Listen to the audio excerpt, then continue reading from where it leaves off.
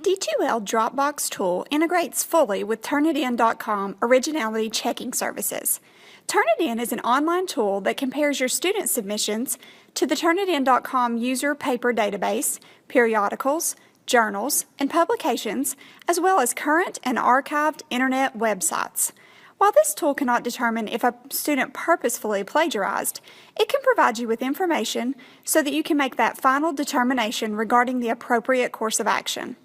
A best practice is to use this tool as a supplement instead of basing a course of action totally on the percentage presented by Turnitin.com. In order to enable Turnitin originality checking on a D2L Dropbox, first open the Dropbox tool from the course homepage by clicking on the evaluation link located in the default course navbar, and then select the Dropbox of your choice. Click on the small arrow beside of it and choose Edit Folder from the menu. From here, click on the Turnitin tab located to the right of the Objectives tab. Check the box for Enable Turnitin for this folder. If you would like for students to be able to see their Turnitin similarity scores in their Dropbox folder, you will also want to check the box for that. You can then decide whether you would like to automatically generate originality checking on all submissions, or if you would just like to identify individual submissions to check for originality. Next, you will see the grade mark section of the page. Put in the time and the date for which you would like for students to see their Turnitin scores, as well as receive any feedback that you have left for them. You will next choose to Save and Close.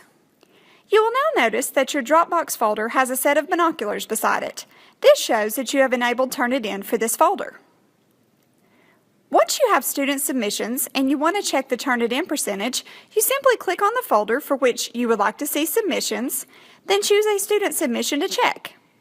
You can see that this particular submission yielded a Turnitin percentage of 100%.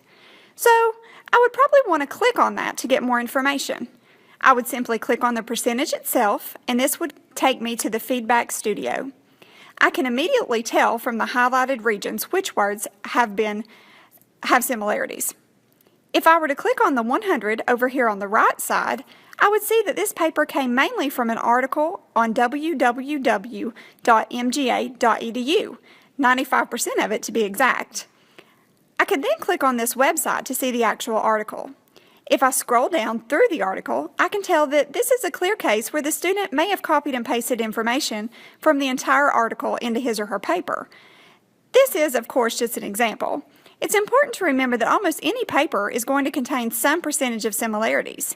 Using Turnitin is just one way that you can check these similarities and ensure that your students understand when to use citations, how to properly cite, how reliable their sources truly are, and even to have conversations with students who you suspect maybe are not putting in their best effort in the course.